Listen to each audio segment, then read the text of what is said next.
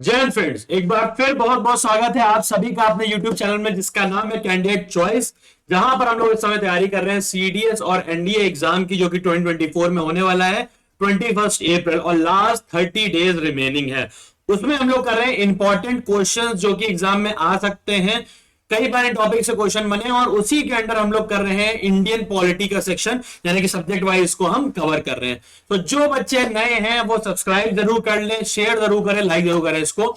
हम लोग already 2 set इसके कर चुके हैं इंडियन पॉलिटी के। अब हम लोग करने जा रहे हैं तीसरा सेट, वो कि इंडियन पॉलिटी का ही है। तो आई होप आपने वो दोनों सेट देख लिए होंगे। कई सारी जानकारी हम लोग वहां से रिपीट भी करते हैं ताकि याद रहे, जितना ज्यादा रिवीजन रहेगा। आपने स्ट्रेटेजी वीडियो भी आई गेस देख ही लिया होगा, उसमें हम लोगों ने स्ट्रेटेजी डिसाइड करी कि किस तरीके से हम लोग करने वाले हैं ये पूरे 30 दिन। ठीक है, तो आई होप कि आपको सब समझ में आ गया होगा। पिछले दोनों का जो नहीं आया होगा कमेंट सेक्शन में जरूर पूछिएगा। लेट्स स्टार्ट द लेक्चर, जिसका नाम है इंडियन पॉलिटी के 50 मोस्ट इंपॉर्टेंट क्वेश्चंस और for CDS and NDA first 2024। All the best. Set 3 कह रहा है कि एक सेकेंड बस, बढ़िया सा पेन ले लिया जाए। चलो, एन इंटर स्टेट काउंसिल में बी एस्टैब्लिश बाय, एक इंटर स्टेट काउंसिल किसके द्वारा एस्टैब्लिश की जा सकती है? पार्लियामेंट द्वारा, पार्लियामेंट द्वारा, प्रेसिडेंट द्वारा, नेशनल डेवलपमेंट काउंसिल द्वारा, या जोनल काउंसिल द्वारा। किसके द्वारा इंटर स्टेट काउंसिल करी जा सकती है? तो इसका करेक्ट आंसर है इंटर स्टेट काउंसिल जो है वो प्रेसिडेंट द्वारा करी जा सकती है। ठीक है, प्रेसिडेंट द्वारा इसको करा जा सकता है। इंटर स्टेट काउंसिल जो है कि स्टैब्लिश किसके द्वारा की जा सकती है? प्रेसिडेंट द्वारा इसको स्टैब्लिश हम लोग कर सकते हैं। नेशनल डेवलपमेंट काउंसिल द्वारा नहीं किया जा सकता, जोनल काउंसिल द्वारा भी नहीं, पार्लियामेंट द्वारा भी नहीं, प्रेसिडेंट द्वारा इसको हम लोग स्टैब्लिश कर सकते हैं। Coming to the next part, given below are the two statement, one is labeled at accession and other is labeled at reason। यानी कि पहला स्टेटमेंट जो है वो एक कोई स्टेटमेंट है, दूसरा जो है वो उसका रीजन बताता है। तो ये हम लोग को देखना है। सरकारी commission recommend that article 356 should be sparingly use. Article 356 पहले तो जान लो क्या है। आर्टिकल 356 ये है, this is called president rule. इसको हम लोग क्या कहते हैं? प्रेसिडेंट रूल कहते हैं। यानी कि सेंट्रल गवर्नमेंट, स्टेट्स की सरकार अगर सही से काम नहीं कर पा रही है, या सेंट्रल के लॉज को इंप्लीमेंट नहीं कर पा रही है, या स्टेट की मशीनरी ठीक से नहीं काम कर रही है, यानी कि पैरालाइज हो गई है, वर्क नहीं कर पा रही है, तो क्या होता है कि जो सेंट्रल गवर्नमेंट है उसकी रिकमेंडेशन में प्रेसिडेंट जो है वो प्रेसिडेंट रूल लगा सकता है। तो सरकारी कमीशन जो बैठा था वो सेंट्रल और स्टेट गवर्नमेंट के बीच में किस तरीके से तालमेल बढ़ सकता है उसको लेकर था। तो इसी में ये पूछ रहा है कि सरकारी commission recommend that the article 356 should be sparingly used. उन्होंने बोला कि अच्छे से यूज किया जाना चाहिए। दूसरा उन्होंने बोला द रीजन इसका क्या है? The political party that come to the form the government at centre misuse 356। तो बिल्कुल बात सही है, उन्होंने ये चीज इसलिए कही थी क्योंकि जो सेंट्रल गवर्नमेंट होती है वो इसको बहुत तरीके से मिसयूज करती है, इस आर्टिकल 356 को। तो यहां पर दोनों ही सही है, both A and B, R and R true, and R is the correct explanation of A. दोनों चीजें पता चल गई, समझ में आ गई बात। आई होप कि अच्छी तरीके से आ गया होगा, क्योंकि 356 भी बता दिया है, सरकारी कमीशन ने बता दिया है। ठीक है, under which article of the constitution it is responsibility of the Indian government to protect state from external aggression and internal disturbance। यानी कि कौन से आर्टिकल के तहत ये जिम्मेदारी है सेंट्रल गवर्नमेंट की कि वो सारे स्टेट्स को प्रोटेक्ट करे फ्रॉम एक्सटर्नल एग्रेशन, यानी कि कोई भी एक्सटर्नल एग्रेशन से, और इंटरनल डिस्टर्बेंस से भी। तो आर्टिकल 355, 356, 352 और 360, तीन चारों ही आर्टिकल बहुत इंपॉर्टेंट है। चारों ही एग्जाम में आने की बहुत बहुत संभावना है। चारों का ही मैं बता देता हूं। सबसे पहले आर्टिकल 352 पे आ जाओ, एक क्रोनोलॉजी पकड़ते हैं। इसको हम लोग कहते हैं नेशनल असेंबली। नेशनल असेंबली कहते हैं इसको। ठीक है, this is called national assembly, इसको कहते हैं। Sorry, national emergency, sorry sorry sorry sorry sorry sorry sorry sorry national emergency इसको कहते हैं। ठीक है, यानी कि कभी भी नेशनल इमरजेंसी लगती है तो आर्टिकल 352 के तहत ही लगती है। फिर आता है आर्टिकल 356, इसको हम लोग कहते हैं प्रेसिडेंट रूल। ये सारे ही एक तरीके से इमरजेंसी के क्लॉजेस हैं, 352, 356 और 360। ठीक है, लेकिन तीनों अलग अलग हैं। ठीक है, 360 क्या है? इसको कहते हैं फाइनेंशियल इमरजेंसी।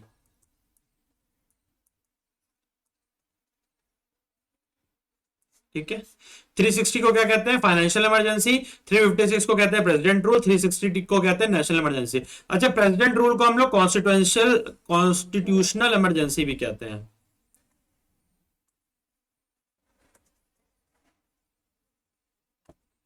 क्लियर है? कॉन्स्टिट्यूशनल इमरजेंसी भी कहते हैं। तो अब हमारे पास ये तीनों आर्टिकल तो 352, 356 और 360 हैं। जो बचता आर्टिकल है वो 355, यानी कि 355 आर्टिकल की ये जिम्मेदारी है। इसमें ये लिखा हुआ है कि सेंट्रल गवर्नमेंट की जिम्मेदारी होती है कि वो स्टेट गवर्नमेंट्स को ये कहे, मतलब स्टेट गवर्नमेंट को internal aggression, internal disturbance and external aggression से बचा कर रखे। ठीक है, तो ये चारों ही आर्टिकल बहुत बहुत बहुत ज्यादा इंपॉर्टेंट है, याद रखिएगा इसको। ठीक है, चलो। Article 352 of the Constitution of India, an emergency can be declared if the security of any part of India is threatened by।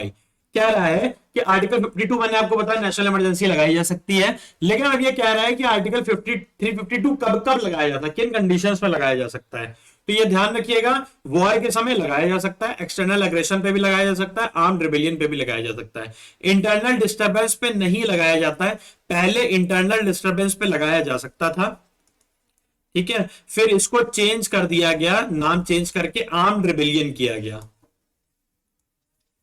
ठीक है, इसका नाम चेंज कर, मतलब इसको इंटरनल डिस्टरबेंस को हटाकर आर्म्ड रिबेलियन कर दिया। तो अब इंटरनल डिस्टरबेंस नहीं है, आर्म्ड रिबेलियन है। तो 1 2 3 ऑप्शन होना चाहिए, तो option C is correct one. ठीक है, इंटरनल डिस्टरबेंस को चेंज करके आर्म्ड रिबेलियन इसको कर दिया गया था। तो आई होप की बात समझ में आ गई होगी। एक्चुअली पहले क्या होता था ना, इंटरनल डिस्टरबेंस की कोई डेफिनेशन नहीं थी कि इंटरनल डिस्टरबेंस किस चीज को मानेंगे हम लोग। ठीक है, तो अब इसका यूज करके कई जगह मिसयूज हुआ इसका, तो इसीलिए क्या हुआ कि आप आर्म्ड रिबेलियन कर दीजिए इसको आप। What is the correct about external emergency as per the article 352? External emergency की बात कर रहा है। तो एक्सटर्नल इमरजेंसी तब लगती है जब किसी एक्सटर्नल एग्रेशन की वजह से ये 352 इंपोज किया जाना पड़े। तो पहला है it is proclaim by the president. तो सारी इमरजेंसी प्रेसिडेंट ही लगाता है, चाहे वो प्रेसिडेंट रूल हो, चाहे वो 360 हो, 952 हो, बात सही है। It should be approve by parliament with in 2 month. तो 2 मंथ यार किसी चीज में नहीं है, कहीं भी 2 मंथ का है ना, तो ये तो कभी स्टेटमेंट सही होता ही नहीं है। 1 मंथ होता है, 6 मंथ होता है, 6 वीक होता है। ठीक है, 2 मंथ जैसी कोई चीज नहीं होती। It should be approve by parliament with in 1 month. हाँ, तो ये बिल्कुल सही है कि ये पार्लियामेंट से 1 महीने के अंदर, एक्चुअली जब भी नेक्स्ट सेशन लगेगा लोकसभा का, उसके 1 महीने के अंदर इसको अप्रूव कर देना होगा लोकसभा द्वारा। ठीक है, पार्लियामेंट द्वारा, मतलब लोकसभा और राज्यसभा द्वारा। It should be approve by parliament bye simple majority. ना, सिंपल मेजोरिटी से नहीं, स्पेशल मेजोरिटी से, यानी कि 2/3 मेजोरिटी से इसको पास आपको कराना पड़ेगा। ठीक है, फिर next it can be revoked by simple majority of parliament. ये रिवोक की जा सकती है सिंपल मेजोरिटी ऑफ पार्लियामेंट से। It can be revoked by 2/3 majority of parliament. It can be approved in the joint session. Joint session में नहीं हो सकती, बिल्कुल नहीं हो सकती। ज्वाइंट सेशन ऑफ पार्लियामेंट में बिल्कुल भी ऐसा नहीं हो सकता कि आप, मैंने आपको बताया था केवल ऑर्डिनरी बिल के केस में आप ज्वाइंट सेशन लगा सकते हो 108 आर्टिकल के तहत, बाकी किसी में नहीं। तो it can be revoked by 2/3 majority. कहां गया, ये रहा। ठीक है, तो ये भी नहीं है। It can be revoked by simple majority. Simple majority से आप इसको कर सकते हो। ठीक है, तो कौन कौन सा सही है हमारा? 1 3 5 और 6, 1 3 5 6, या ऑप्शन सी हमारा सही। तो यहां से हमको क्या क्या बातें पता चल गई कि आर्टिकल 352 कब लगाया जा सकता है, किसके द्वारा? प्रेसिडेंट द्वारा लगाया जा सकता है। इसको पार्लियामेंट से 1 महीने के अंदर पास कराना ही कराना होगा। तीसरी चीज हमको पता चली है कि ये जो है वो लागू किया जा सकता है 2/3 मेजोरिटी से। और चौथी चीज जो हमको पता चली कि रिवोक सिंपल मेजोरिटी से हो सकती है, यानी कि हटा सिंपल मेजोरिटी से सकते हैं। Under Article 356 of the Constitution of India, President rule was imposed first time in। पहली बार कहां पे इंपोज किया गया था प्रेसिडेंट रूल? 356 मैंने आपको बताया था अभी। तो उत्तर प्रदेश, त्रिवेंकोर, कोचीन, पेप्सू या बिहार। तो उत्तर प्रदेश, त्रिवेंकोर, कोचीन, पेप्सू या बिहार। तो यहां पर करेक्ट ऑप्शन है पेप्सू। इसका फुल फॉर्म है Patiala and east Punjab states union. ठीक है, तो पहली बार यहीं पर लगाई गई थी इमरजेंसी, याद रखिएगा। Patiala and east Punjab trade state union, PEPSU कहते हैं इसको। तो ये क्वेश्चन कई बार आ सकता है कि 356 आर्टिकल जो कि प्रेसिडेंट रूल का, ये पहली बार कब लगाया गया, तो दैट कहां पे लगाया गया, दैट इज पेप्सू में लगाया गया, Patiala and east Punjab state union में। चलो, consider the following statement the functions of the finance commission are. अब देखो फाइनेंस कमीशन का बेसिकली तो आर्टिकल पहले याद रखो 280, कितने 280 आर्टिकल, और ये कॉन्स्टिट्यूशनल बॉडी है, ठीक है। ये दोनों चीजें याद कर लिया आपने फाइनेंस कमीशन के बारे में। अब सबसे पहले फाइनेंस कमीशन का एक मुख्य काम ये होता है कि ये स्टेट और सेंटर के बीच में जो फंड्स टैक्सेस या डिस्ट्रीब्यूशन होना है वो है, डिस्ट्रीब्यूशन देखें, ठीक है। तो अब ये देखो, it allows the withdrawal of the money out of the consolidated fund of India, बिल्कुल नहीं, इसका कोई लेना देना इससे है ही नहीं। To allocate among the state the share of proceeds of tax, बिल्कुल बहुत सही है कि अब शेयर किस स्टेट को कितना टैक्स हमें देना है, ये किसके थ्रू पता चलेगा, फाइनेंस कमीशन के थ्रू ही पता चलेगा, मतलब फाइनेंस कमीशन ही डिसाइड करेगा। To consider applicants applications for grant in aid for state, बिल्कुल बात सही है कि अब स्टेट्स को कुछ पैसा चाहिए तो वो भी फाइनेंस कमीशन में डाल सकते हैं कि भैया हमको अपने स्टेट के लिए इतना पैसा चाहिए, इतना पैसा हमको अलॉट किया जाए, तो ये भी हो सकता है। To supervise and report on whether the union and the state government are living tax in according with the budgetary provision, तो ये फाइनेंस कमीशन का काम जनाब नहीं है, ठीक है। ये उसको देखने का काम नहीं है कि ये देखे कि टैक्सेस और ये सब लेने का बजटरी प्रोविजन के थ्रू हो रहा है कि नहीं हो रहा है, उसका काम नहीं है। तो यहां पर केवल दो ऑप्शन यानी कि 2 और 3, तो ऑप्शन बी आपका यहां पर बिल्कुल बिल्कुल बिल्कुल बिल्कुल सही हो जाता है, ठीक है। चलो समझ में आया। चलो next question, which of the following statement about the state finance commission is true? State finance commission true, तो it is a informal body, नहीं। It is a constitutional body, बिल्कुल ये कॉन्स्टिट्यूशनल बॉडी है। एडमिनिस्ट्रेटिव बॉडी नहीं, administration से इसका कोई लेना देना नहीं, नन ऑफ द अबव भी नहीं। तो ये क्या है, कॉन्स्टिट्यूशनल बॉडी है, ध्यान रखिएगा, ठीक है। कह रहा है विच ऑफ द फॉलोइंग बॉडी या बॉडी डज नॉट और do not find mention in the constitution, इनमें से किस बॉडी या बॉडी को कॉन्स्टिट्यूशन में हिस्सा नहीं है, मतलब कॉन्स्टिट्यूशन में उसको जगह नहीं मिली हुई, यानी कि वो कॉन्स्टिट्यूशनल बॉडी नहीं है। एनडीसी बिल्कुल नहीं है, प्लानिंग कमीशन बिल्कुल नहीं है, जोनल काउंसिल बिल्कुल नहीं है, ठीक है। तो इनमें से कोई भी जो है वो कॉन्स्टिट्यूशनल बॉडी नहीं है, डू नॉट है, तो इनमें से कोई तीनों ही नहीं है, तो यानी कि ऑल ऑफ दीज हो गया। इसमें से क्या हो गया, ऑल ऑफ दीज हो गया, यानी कि ना नीति आयोग है, नीति आयोग मतलब प्लानिंग कमीशन है, ना नेशनल डेवलपमेंट काउंसिल है, ना ही रूरल काउंसिल है, ये तीनों ही जो है वो वहां पर मेंशन नहीं है कॉन्स्टिट्यूशन। देखिए एक्सप्लेनेशन में लिखा है, the NDC, the planning commission and the zonal council are not mentioned in the constitution of India, these are extra constitutional bodies. Extra constitution मतलब कॉन्स्टिट्यूशन नहीं लिखे, established by executive order. The national development council and the planning commission was established in 1952 and 50 respectively. Planning commission 50 में और NDC 52 में। Zonal council reorganisation act 1956 से, ठीक। चलो यहां तक समझ में आ रही। देखो ये सारे ही क्वेश्चन एग्जाम में आ सकते हैं, बहुत इंपॉर्टेंट है और अलग अलग तरीके से पूछे जाते हैं, इसीलिए मैं स्टेटमेंट वाले क्वेश्चन ज्यादा करा रहा हूं ताकि आपको किसी तरीके का क्वेश्चन आए। अब एनडीसी का आएगा, कॉन्स्टिट्यूशन आएगा कि नहीं बता लोगे, जोनल काउंसिल का आएगा बता लोगे, प्लानिंग कमीशन का आएगा तो बता लोगे। ईयर भी बता दिया, 50, 52, 56, ठीक है। 50 में प्लानिंग कमीशन, 52 में एनडीसी, 56 में हो गया आपका एनडीसी, ओ सॉरी जोनल काउंसिल, ठीक है। नेशनल डेवलपमेंट काउंसिल के बारे में हमको बताना है। Discuss the progress of the national plan, बिल्कुल बात सही है, डिस्कस करता है। Suggest the ways to achieve the goal of national plan, बिल्कुल बात सही है। Give guideline to formulate national plan, बिल्कुल बात सही है। Suggest allocation of money in planning, नहीं ये नहीं करता, ये नहीं करता, ठीक है। डिस्कस तो करता है, सजेस्ट भी करता है, गाइडलाइंस भी बनाता है, लेकिन एलोकेशन ऑफ मनी की प्लानिंग नहीं करता, ये फाइनेंस कमीशन का काम है, ठीक है। This is done by finance commission. तो यहां पर 1 2 3 किसमें सही है, 2 3 4 है, 1 2 वही रही 1 2 3, ठीक है। देखो NDC act as a coordinator between the planning commission and the state government, ठीक है। Who recommended the end of Indian administrative service and Indian police service? ये देखो, कौन से कमीशन ने ये बोला था कि इंडियन एडमिनिस्ट्रेटिव सर्विसेज और इंडियन पुलिस सर्विसेज को खत्म कर देना चाहिए, एंड कर देना चाहिए? तो दैट वाज राजमन्नार कमीशन। क्या नाम है? राजा मन्नार कमीशन। तो कैसे याद रखोगे? राजा है, राजा बनना चाहते हैं तो इसको खत्म करना होगा, नौकरशाही को खत्म करना होगा, कार्यपालिका को खत्म करना होगा। क्लियर है?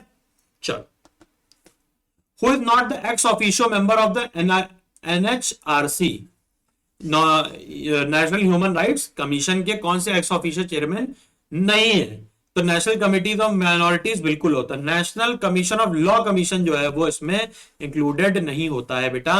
कमीशन ऑन शेड्यूल ट्राइब होता है, वुमेन को तो होता ही है, लॉ कमीशन नहीं होता है इसके अंदर, ठीक है। एक्स ऑफिशियल चेयरमैन नहीं होते, बाकी तीन होगा। नेशनल कमीशन फॉर माइनॉरिटीज भी होता है, schedule caste and schedule tribes, article 338, ठीक है, ये ध्यान रखिएगा। और ये तो हो ही गया। The tenure of the chairman of the human right commission is, तो ये 3 साल का होता है। कैसे याद रखोगे? एच ऐसे बनता है ना, तो 1 2 3 1 2 3 1 2 3 1 2 3, 3 साल का होता है, ठीक है। या और 70 इयर्स की एज,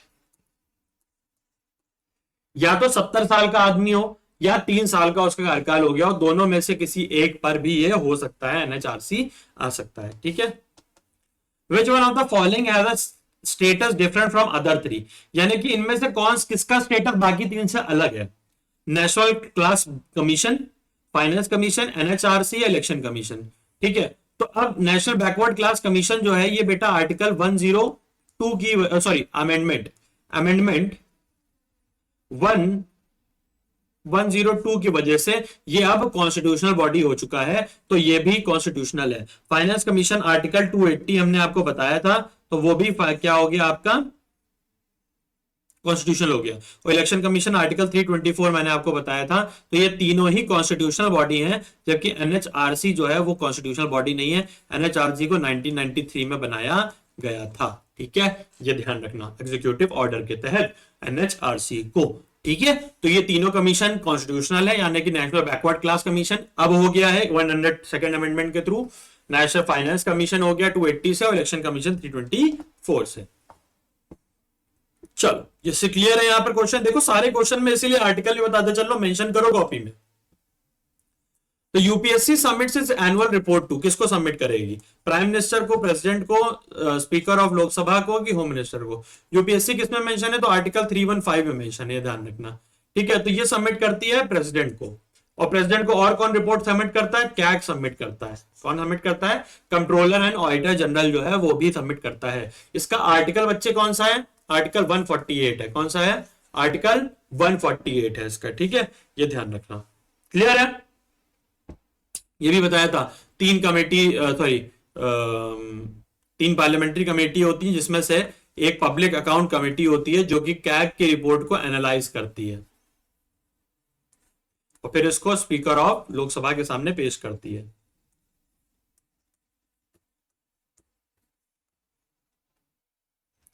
क्लियर? चल, Which article of the Indian Constitution deal with the special provision of different states? Special provision आपको याद होगा, स्पेशल प्रोविजन एक तो आर्टिकल 370 था, अब 370 आप बताएंगे कि किस स्टेट के लिए था, ये आपको बताना है। 370 किस स्टेट के लिए था? 369, 370, 371, 372।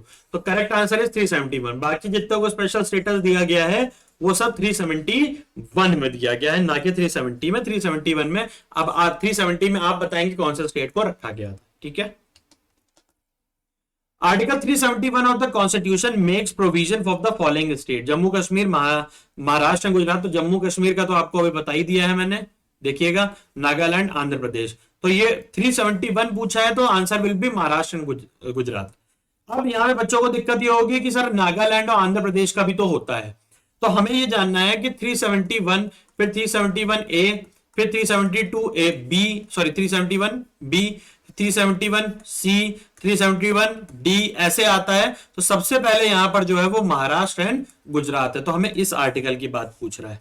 बाकी ए बी सी डी में क्या है वो हम लोग किसी और टाइम में, क्योंकि वो जे तक है पूरा, तो उसकी परेशान नहीं होंगे, वो हम लोग कभी और समझेंगे। फिलहाल यहां पर ये है किसी में नागालैंड है, किसी में सिक्किम है, किसी में आंध्र प्रदेश है, किसी में आंध्र प्रदेश की सेंट्रल यूनिवर्सिटी है, तो वो सब हम लोग बाद में समझेंगे। एक ट्रिक बता दूंगा, उससे याद हो जाएगी, ठीक है। लेकिन अभी हमसे क्या पूछ रहा है, ये पूछ रहा है, तो इससे क्या है, महाराष्ट्र और गुजरात, ठीक है। Consider the following facts. Sukumar Sen was the first chief election commissioner of India. बिल्कुल बात सही है, सुकुमार सेन जो है वो पहले चीफ इलेक्शन कमिश्नर थे। ये क्वेश्चन कई बार एफकैट वगैरह एग्जाम में जरूर पूछ लिया जाता है, जहां पे फर्स्ट चीजें पूछी जाती हैं। Rama Devi was the first women chief election commissioner of India. बिल्कुल बात सही है, दोनों का ही सही है। रामा देवी जो है वो रामा देवी जो है first women chief election commissioner है, और सुकुमार सेन जो है first chief election commissioner of India थे, वो पहली वुमेन बनी, ठीक है। चल, under article 103 of the constitution of India the president shawl obtain the opinion of which of the following authority before giving any decision on question regarding the disqualification of the member of Lok Sabha. कह रहा article 103 के तहत question समझो, president किसी को disqualify करने, किसी Lok Sabha member को डिस्क्वालीफाई करने के लिए किससे ओपिनियन ले सकता है, इनमें से किस एजेंसी से ओपिनियन ले सकता है, ठीक है। तो हमसे ये पूछ रहा है कि जब उसको डिस्क्वालीफाई करना होगा तो वो किससे ओपिनियन लेगा, किस एजेंसी से ओपिनियन लेगा। तो स्पीकर ऑफ लोकसभा से लेगा, बिल्कुल नहीं। सुप्रीम कोर्ट से लेगा, नहीं। सुप्रीम कोर्ट से वो एडवाइस लेता है आर्टिकल 143 के तहत, ठीक है। तो यहां पे डिस्क्वालिफिकेशन का जो मसला है वो इसका नहीं है। अटॉर्नी जनरल, बिल्कुल नहीं। तो यहां पे वो लेता है इलेक्शन कमीशन से। किससे लेता है, इलेक्शन कमीशन से वो राय लेता है कि आप बताइए कि इतने फ्री एंड फेयर मैनर में लड़ा था कि नहीं लड़ा था, ठीक है। क्लियर है। विच कॉन्स्टिट्यूशनल अमेंडमेंट, देखो अमेंडमेंट के क्वेश्चन बहुत आते हैं। Reduce the voting age from 21 to 18, 21 साल से घटा के 18 साल कर दी गई है वोटिंग एज। कौन सा अमेंडमेंट ऐसा था, तो दैट वाज 61st अमेंडमेंट, ठीक है। कौन सा था, 61st amendment.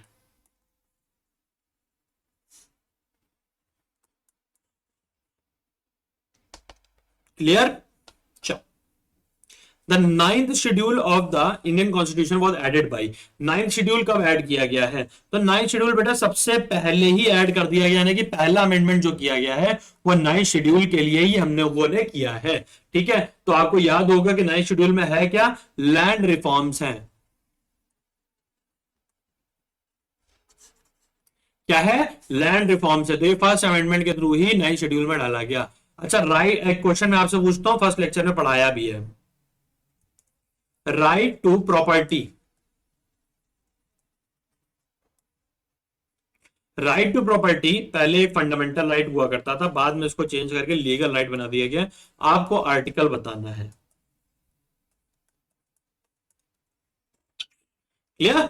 Right to property पहले फंडामेंटल राइट हुआ करता था, फिर बाद में लीगल राइट बना दिया गया। अब इसको आर्टिकल आप बताएंगे कि कौन से आर्टिकल के तहत ऐसा हुआ था। Which of the following has banned floor crossing by the elected member on a party ticket to the legislature. बहुत इंपॉर्टेंट। फ्लोर क्रॉसिंग का मतलब क्या होता है, जैसे अभी हुआ, अभी आप लोगों ने देखा राज्यसभा के इलेक्शंस हुए थे, तो राज्यसभा के इलेक्शन में कई बार कई जगह ऐसा हुआ कि मेंबर किसी और पार्टी के थे, सपा के मेंबर थे, और वोट बीजेपी को कर दिया, ठीक है। तो इसको हम लोग कहते हैं फ्लोर क्रॉसिंग। आपने क्या किया, आपने उस पार्टी के होकर दूसरी पार्टी के प्रत्याशी को वोट कर दिया, ठीक है। तो हुआ क्या, होता क्या, ये केवल मेंबर्स की बात है, ठीक है। तो बीजेपी का सपा के थे और उन्होंने किसको वोट कर दिया था, भाजपा को वोट कर दिया था। तो इसको हम लोग कहते हैं फ्लोर क्रॉसिंग। क्या कहते हैं, फ्लोर क्रॉसिंग। और इसी को सही करने के लिए एक लॉ लाया गया था जिसको बोलते हैं एंटी डिफेक्शन लॉ।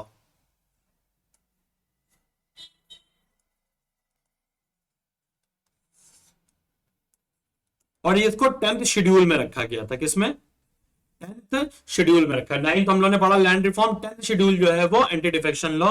और ये जो आर्टिकल, ये जो अमेंडमेंट हुआ करता था वो होता था 52nd amendment of constitutional amendment act, ठीक है। Which of the following is not included in the 8th schedule of the constitution? इनमें से कौन सा 8th शेड्यूल में इंक्लूडेड नहीं है। अब 8th शेड्यूल में बेटा है क्या, पहले तो ये जानो 8th शेड्यूल में है क्या। तो 8th शेड्यूल में क्या है बेटा, 8th शेड्यूल में है आपकी लैंग्वेजेस। ठीक है, एक शेड्यूल में। तो उर्दू, नेपाली, कोंकणी, भोजपुरी नहीं है, भोजपुरी नहीं है। तो इससे एक जोक ध्यान आ गया। अभी एक मीम भी चलता है, आपको पता होगा कि लालू प्रसाद यादव जो कि बिहार के हैं, एक्स चीफ मिनिस्टर भी रहे, उनके एक बेटे हैं तेज प्रताप जी, ठीक है, जो कि यूट्यूब भी चलाते हैं हम लोगों की तरह, बड़े बड़े यूट्यूबर है भैया। तो तेज प्रताप जी हैं, तेज प्रताप जी से पूछा गया कि क्या भोजपुरी को 8 शेड्यूल में 8वीं अनुसूची में डालना चाहिए? 8 शेड्यूल को हिंदी में अनुसूची कहते हैं, ठीक है, 8वीं में डालना नहीं चाहिए। तो वो बेचारे इतने उत्साहित थे, बोले 8वीं में क्यों, पहली में डालना चाहिए। ठीक है, तो वो अनुसूची में समझ ही नहीं पाए कि उनसे क्या प्रश्न पूछा जा रहा था, शायद उनको पता भी नहीं है कि 8वीं अनुसूची में है क्या। तो 8वीं अनुसूची में लैंग्वेजेस हैं, उनसे पूछा क्या भोजपुरी डालना चाहिए, बोले हाँ 8वीं में बिल्कुल डालना चाहिए। बोले 8वीं में क्यों, 8वीं में नहीं, पहली में डालना चाहिए। थोड़ा सा अगर तैयारी कर लिए होते तो आज ये सब ना देखना पड़ रहा होता। The subject of Panchayati Raj is in concurrent list, union list, residual list या स्टेट लिस्ट। यानी कि सब पंचायती राज के जो सब्जेक्ट्स हैं वो किसमें लिखे हुए हैं, किस लिस्ट में आते हैं? तो that is in the state list. किस में आते हैं? स्टेट लिस्ट में आते हैं। और पंचायत के जो है वो 29 सब्जेक्ट्स दिए हुए हैं और ये लिखे हुए हैं 11 शेड्यूल में। 11 शेड्यूल में 29 सब्जेक्ट्स दिए हुए हैं, वही लिखे हुए हैं स्टेट लिस्ट, इसका करेक्ट आंसर है। Under which of the following constitutional amendment 30% of the seats in village panchayat have been reserve for women in India? यानी कि विलेज पंचायत में 30% सीटों का कोटा दिया गया है। कौन से अमेंडमेंट के थ्रू ये हुआ था? तो सही सिंपल सी बात है, जिसमें पंचायत बनाई गई है वही अमेंडमेंट था, यानी कि 73rd अमेंडमेंट ऐसा था जिसमें पंचायत को कॉन्स्टिट्यूशनल स्टेटस दिया गया और साथ ही साथ 1/3 जो है, यानी कि 30% कह लीजिए, 1/3 कह लीजिए, उन विमेन को रिजर्व किया गया पंचायत में। ठीक है, और जो पंचायत है, पंचायती राज है, ये हमारे डीपीएसपी में दिया है और इसका आर्टिकल है बेटा 40। आर्टिकल कितना है? 40 है। ठीक है, चलो 74th आपको बताया, पता ही है, म्युनिसिपल कॉर्पोरेशंस का है, म्युनिसिपैलिटी का।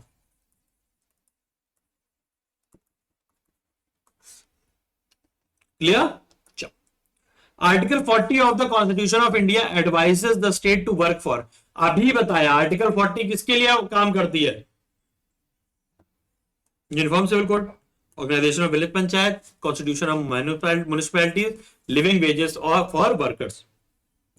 तो यूनिफॉर्म सिविल कोड तो बेटा आर्टिकल 44 में दे रखा है, बहुत चर्चा में है अभी इस बीच, क्योंकि उत्तराखंड एक पहला राज्य बना है जो कि इंडिया में लॉ के थ्रू यूनिफॉर्म सिविल कोड अपने स्टेट में ला चुका है। ठीक है, तो यहां पर ऑर्गेनाइजेशन ऑफ विलेज पंचायत है, क्या है? अभी मैंने बताया पीछे भी, आर्टिकल कौन सा है? 40 है, ऑर्गेनाइजेशन ऑफ विलेज पंचायत, और इसको कॉन्स्टिट्यूशनल दर्जा कब मिला? 73rd अमेंडमेंट के थ्रू मिला। मेरी राइटिंग थोड़ी सी अच्छी है तो आप लोग थोड़ा सा कोप अप करिएगा, ठीक है? आप लोग भी मेरी जैसे राइटिंग बनाइए। Committee which recommended a 3-tier panchayat Raj system was. एक कमेटी जिसने 3-tier पंचायती राज सिस्टम बनाया है, वो रिकमेंड किया था, रिकमेंड किया था, वो कौन सी पंचायत, कौन सी कमेटी थी? अशोक मेहता, बलवंत राय मेहता, GVK राव या LM सिंघवी। तो 3-tier जो था वो बलवंत राय मेहता का था, ठीक है, ध्यान रखिएगा 3-tier, और 2-tier जो था वो अशोक मेहता का था। GVK राव, LM सिंघवी, ये सब पूछी जाती है, ये सारी पंचायती राज से ही एसोसिएटेड है। लो आ गया, तो यहां पे क्या हो जाएगा? 2-tier। चलो, with reference to the panchayat, बहुत क्वेश्चन आते हैं, which of the following is correct? 50% of the seat shall be reserve for womens of ST और SC कैटेगरी। बिल्कुल गलत बात है ये। Gram Sabha is the body consisting of all person of the living in the village. नहीं, बिल्कुल गलत बात है। कह रहा है ग्राम सभा जो होगा वो सारे पर्सन को लेकर होगा, नहीं, जो लोग केवल वोट डाल सकते हैं उनको ग्राम सभा में इंक्लूड किया जाएगा। ठीक है, तो वोटिंग वाले जो लोग हैं उनको ग्राम सभा में यूज किया जाएगा। ठीक है, 50% ऑफ द सीट ये भी नहीं है। ठीक है, 1/3 विमेन रिजर्वेशन है। There will be panchayat at immediate level, intermediate level, तो ये बात सही है। तो यहां पर केवल ऑप्शन 3 सही है, ओनली 3। क्या है? ओनली 43। क्लियर है? चलो, which article of the constitution guarantees 1/3 representation of women in panchayat? कह रहा है कि कॉन्स्टिट्यूशन कौन सा आर्टिकल ऐसा है जो कहता है कि 1/3 रिजर्वेशन मिलना चाहिए, मिलेगा विमेन्स को पंचायत में। तो दैट इज 243 डी। क्या है? डी। अब कैसे याद रखोगे? विमेन से क्या लगता है हम लोगों को? डर लगता है। लड़कियों से क्या लगता है? डर लगता है हम लोगों के। हाय भैया, हम लोग को ऐसे डांट देंगी या ऐसा डर लगता है। तो कैसे याद रखोगे? 243 से डर, 243 डर, डी डी डी। ठीक है, और भी तरीके याद कराने के, लेकिन रहने दो। ठीक है। The minimum age prescribe for any person to be member of panchayat is 25 year. बिल्कुल सरासर गलत स्टेटमेंट है। मिनिमम जो चाहिए वो है 21 ईयर्स। मैंने पिछले लेक्चर में भी आपको, पिछले जब क्वेश्चंस कर रहे थे उसमें भी बताया था 21 चाहिए। एक बार एजेस देख लो सबकी क्या क्या चाहिए। 21 चाहिए हमको पंचायत या म्यूनिसिपैलिटी के लिए, 25 हमको चाहिए एज लेजिस्लेटिव असेंबली या लोकसभा के लिए, 30 हमको चाहिए राज्यसभा के लिए या लेजिस्लेटिव काउंसिल के लिए, और हमको चाहिए 35 किसके लिए? प्रेसिडेंट के इलेक्शन के लिए, प्रेसिडेंट के लिए। ठीक है, तो ये 4 एज याद रखिए, 21, 25, 30, 38, 35। वो 18 हमको पता है वोट डालने के लिए है। स्क्रीनशॉट ले लो इसका। चलो, part 16 of the Indian constitution is related to administrative tribunal, all India services, special provisions, finance commission. तो that is special provision for certain classes. कुछ क्लासेस के लिए स्पेशल प्रोविजन जो है वो पार्ट 16 में दिए हुए हैं। आपको जो मैंने पार्ट शेड्यूल का लेक्चर कराया भी है उसमें भी देखिएगा, मैंने बोला है कि 16 जो है वो एक स्पेशल नंबर है। क्यों? क्योंकि इसकी 16 इज अ स्क्वायर। ठीक है, 16 is a square. Schedule tribe status. Schedule tribes का जो स्टेटस है वो क्या है? हिंदूज के लिए रिस्ट्रिक्टेड है, रिलीजियसली न्यूट्रल है, क्रिश्चियंस के लिए, हिंदूज के लिए, हिंदू या मुस्लिम तो रिलीजियसली न्यूट्रल होता है बेटा। ठीक है, शेड्यूल ट्राइब्स का स्टेटस जो है वो हिंदू ट्राइब्स को भी मिल सकता है, मुस्लिम ट्राइब्स को भी मिल सकता है, क्रिश्चियन ट्राइब्स को मिल सकता है। जो भी शेड्यूल ट्राइब्स के अंडर आएंगे उनको मिल सकता है। इसमें रिलीजन का कोई लेना देना नहीं है। टू स्टेटमेंट दे रखा है, असर्शन और reason. The definition of term minority is not given in the constitution of India. Minority commission is not a constitutional body. तो ये भी बात सही है, माइनॉरिटी कमीशन जो है वो कॉन्स्टिट्यूशनल बॉडी नहीं है। ठीक है, और term is not given in the constitution. दोनों चीजें सही है। हम लोग नहीं, माइनॉरिटी टर्म तो दिया हुआ है लेकिन कॉन्स्टिट्यूशनल बॉडी नहीं है। तो यानी कि ए इज ट्रू, बस आर इज फॉल्स हो गया, क्योंकि रिलीजियस माइनॉरिटीज के बारे में बात आर्टिकल 29 और 30 में की गई हुई है। तो headquarter of international court of justice कहां पर है? बहुत इंपॉर्टेंट और कई बार क्वेश्चन बनता है। तो दैट इज हेग में है। कहां है? हेग में। तो जज जो हम लोग ऐसे याद करो, जस्टिस जिनको नहीं मिलता है वो क्या करते हैं? हेट करने लगते हैं। जस्टिस जिनको नहीं मिलता है वो क्या करने लगते हैं? हेट करने लगते हैं। तो ऐसे क्या याद रखोगे? हेग याद रखोगे। क्या याद रखोगे? हेग याद रखोगे। क्लियर? सेंट्रल विजिलेंस कमीशन वो setup on the recommendation of. Central vigilance commission जो है वो सेटअप की गई किसके रिकमेंडेशन पे? Gorwala report, Kripalani, Santhanam, ARC. तो दैट इज संथानम। कैसे याद रखोगे? विजिलेंस मतलब क्या होता है? जो करप्शन पकड़ते हैं, और जो संत लोग होते हैं वही तो करप्शन पकड़ेंगे। ठीक है, जो संत लोग होंगे वही तो करप्शन पकड़ेंगे। तो संथानम कमेटी जो है वो विजिलेंस से रिलेटेड है। किससे है? विजिलेंस से रिलेटेड है। First law university of India was established इन 1887 इन। कहां पर पहली जो लॉ यूनिवर्सिटी आई थी? तो that was in Bangalore. Bangalore जो है वो कर्नाटका की कैपिटल है। आप लोग की एसएसबी भी वहीं जाएगी जब आप लोग सीडीएस या एनडीए में होगे, आर्मी के लिए होगे, तो आपकी जो आपकी एसएसबी है वो भी बैंगलोर जा सकती है। मैं 3 बार बैंगलोर गया हूँ एसएसबी में। ठीक है। Pravasi Bharatiya Divas is organized in India to connect with a large number of pravasis. This convention began in the year, उस बार भी बताया था, अभी बता रहा हूं, 2003 में इसको शुरू किया गया था। कौन से? 2003 में शुरू किया था। और ये किसके ऊपर बनाया जाता है प्रवासी भारतीय दिवस? दैट इज महात्मा गांधी जी के ऊपर बनाया जाता है, जो कि 9 जनवरी को आए थे। ठीक है, तो 9 जनवरी को ही ये सेलिब्रेट भी किया जाता है। Disaster management act was passed in the parliament in India in 2005। Act disaster management act कब? 2005 में। कब? 2005 में। The National Disaster Management Division in India is the nodal division in the Ministry of Home Affairs for disaster management. Who is the ex officio chairman of the National Disaster Management Authority? तो that is chairman होता है prime minister स्वयं। ठीक है, national disaster management authority का जो chairman है वो कौन होते हैं? माननीय प्रधानमंत्री स्वयं होते हैं। Vohra committee was form to study. Vohra committee ने क्या फॉर्म किया था, स्टडी किया था? Nexus of politician and criminal. Politician और क्रिमिनल्स का जो नेक्सस है उसके ऊपर वोरा कमेटी ने जो है वो अपनी एनालिसिस करी थी। Which on the following functions as a coordinator between the planning commission and the state government? पिछले लेक्चर में बहुत अच्छी तरीके से इसको समझाया, that is national development council. National development council जो है वो एक्ट करती है प्लानिंग कमीशन और स्टेट के बीच का काम करती है कि इनकी बात उनको समझाए और इनकी बात इन तक कन्वे की जाए। ठीक है, और कब बना था? 1952 में बना था। प्लानिंग कमीशन कब बना था? 1950 में बना था। और तुम्हारा वो कब बना था? जोनल काउंसिल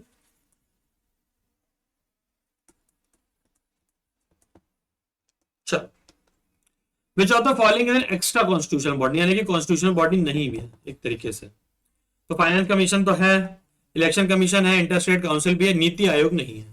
नीति आयोग जो है वो हमारा करेक्ट आंसर हो जाएगा। नीति आयोग जो है वो कॉन्स्टिट्यूशनल बॉडी नहीं है। जैसे प्लानिंग कमीशन नहीं था वैसे ही प्लानिंग कमीशन को चेंज करके 2015 में नाम रखा गया, जिसको बोला गया 2015 में नाम रखा गया, जिसको हम लोग बोलते हैं नीति आयोग। नीति का फॉर्म होता है नेशनल ट्रांसफॉर्मिंग इंडिया। एकदम थोड़ा सा भूल रहा हूं नीति का full form, national institution for transforming India.